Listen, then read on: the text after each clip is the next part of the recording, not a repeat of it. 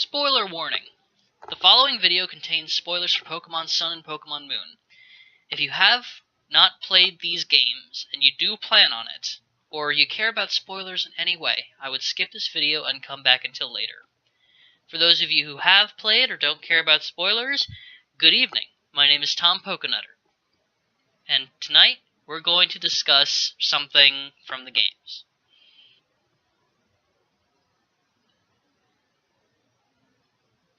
Alright, so a recurring thing that I've heard about Sun and Moon is that supposedly they imply the complete and total destruction of the worlds of generations 1 through 5. And I remember coming across this the day after the games came out, and it's persisted a lot longer than rumors of this type typically do. So I wanted to talk about it as I've played through the entirety of the post-game story. You know, I still need to catch a few hundred Pokemon, I still need to go into every house and find every item, but the story portion of the game is over. Now, the Ultra Beast portion of the story happens mostly towards the end, and then during the post-game. And the one thing people always bring up is, Anabel came from a world where, they had the Battle Tower, and they didn't have the Battle Tower in Omega Ruby Alpha Sapphire, and her world was destroyed, and that's why she's here now. And there is not a lot of evidence to support the idea that this is what happened. See, first off, Omega Ruby and Alpha Sapphire do canonize parallel universes.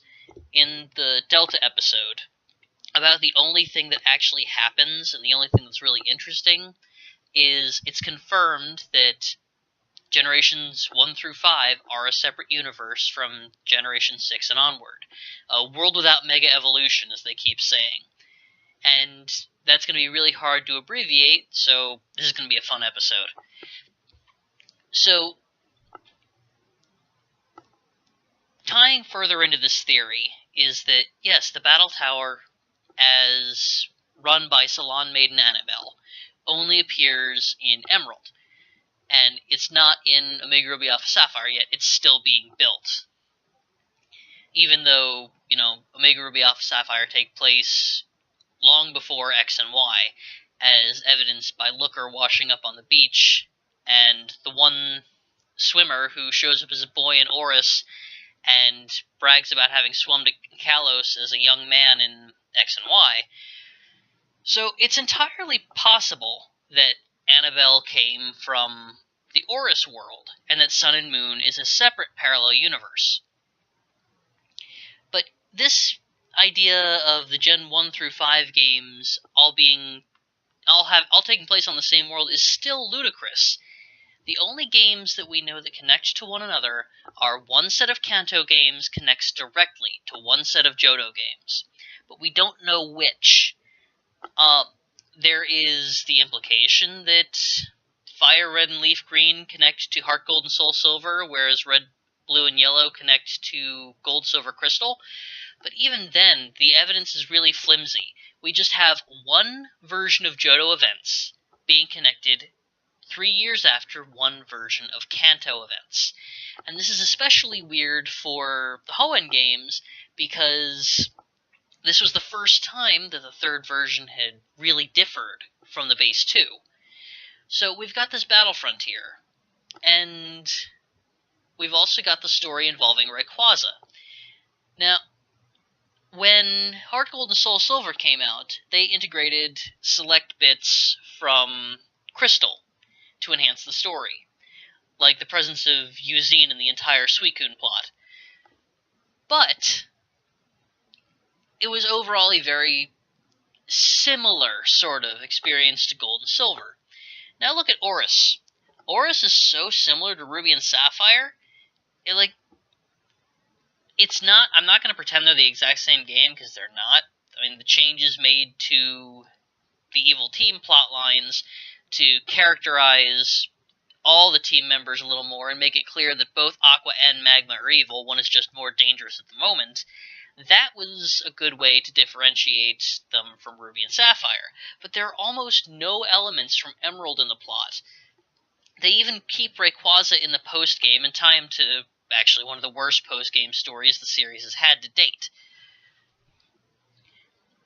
So, if we are to assume that the remakes are based, sort of, on the truest version of events, then Emerald never happened, canonically.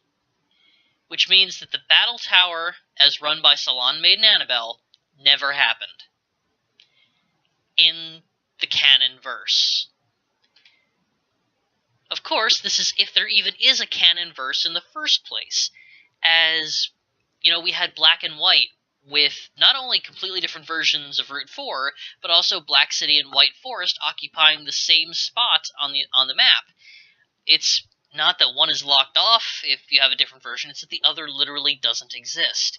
Parallel universes in these games make a conclusive timeline impossible, so there is no way to know whether Anabel came from the world without Mega Evolution as presented as an amalgam of all the games from Gen 5 and earlier, or if she comes from a universe we've never even seen before. Hell, since we know so few details about the world she's from, we don't even know if it was destroyed. All we know is that she emerged knowing that she needed to protect the tower.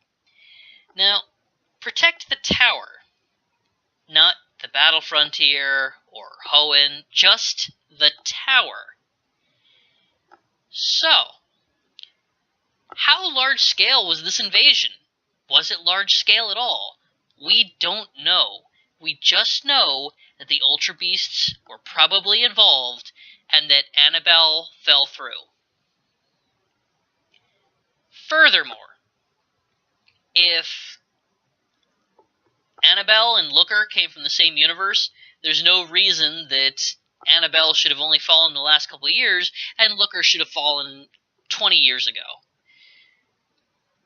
There's no reason for it. Furthermore, obviously, parallel universe counterparts exist, because not only do Red and Blue exist in Sun and Moon, but also Colress and Grimsley. And are you going to honestly tell me that they're all fallers too? It just doesn't make sense. There was something that happened, and it was big, clearly. But there's no evidence to suggest that the world Anabel came from was destroyed. There's little evidence to suggest that the world she came from was the world of Gen 1 through 5, and there's little evidence to suggest even that there is one world through which Gens 1 through 5 all take place. In other words, Pokemon fans have, for yet another time, allowed preconceptions about the nature of a supposedly pivotal scene. We've let our imaginations run away again. It's like Ghetsis in Black 2 and White 2 all over again. And, it makes for a neat fanfiction at least, but as far as canon part of the universe, doubt it. Doubt it very much. There is one more thing I do want to address, and that is the long-standing theory that Red's team in all the Johto-based games is indicative of the canonicity of Yellow. I would like to say that I agree. Yellow is probably the canon Kanto game to Heart Gold and Soul Silver. Now, the reason that the theory gets brought up in the first place is because Red's team has a Pikachu as his highest level Pokemon, and he has each of the Kanto starters, something that is a lot more likely to be achieved in Pokemon Yellow than it is in Red and Blue, where you will need to trade for the other starters. Now,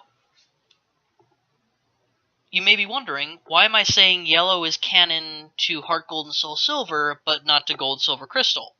Well, see, let's look at Red's team composition in each. He's got Pikachu, the 3 Kanto starters, a Snorlax, and then a wild card, depending upon your version.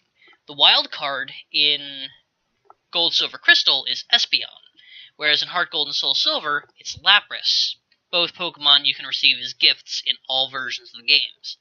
Now, why is it that the Espeon makes it so that Yellow cannot be canon to Gold, Silver, Crystal?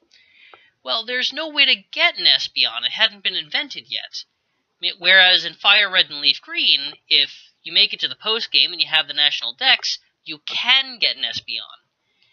This means that it is far more likely that Fire Red and Leaf Green is canon to Gold, Silver, Crystal, games that came out years before Fire Red and Leaf Green did. Meanwhile, Red's team in Heart Gold and Soul Silver is more tailored towards what you can get in Gen 1. And the Lapras is a gift you get in Silph.Co, so maybe he trained it up. Now, does this prove a definitive link that the games work in that way? Not in the slightest. Not in the slightest. But it is an interesting little quirk in the way these game stories work.